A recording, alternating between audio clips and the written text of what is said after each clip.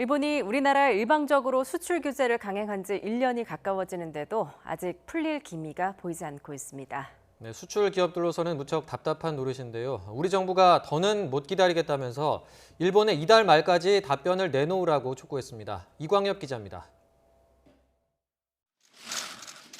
지난 3월 초순 한일 양국 정부는 영상회의를 열어 일본의 수출 규제 해제를 논의했습니다.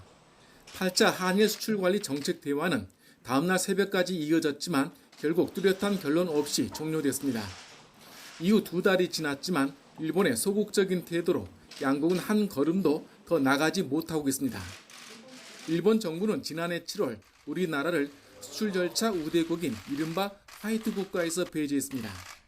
그리고 액체 불화수소 등 3대 반도체 핵심 소재의 포괄 허가를 일방적으로 금지했습니다.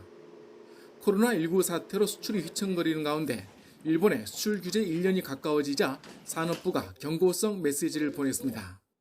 일본이 코로나19 긴급 사태임을 감안하여 이번 달 말까지 일본 정부가 답신해 줄 것을 요청합니다.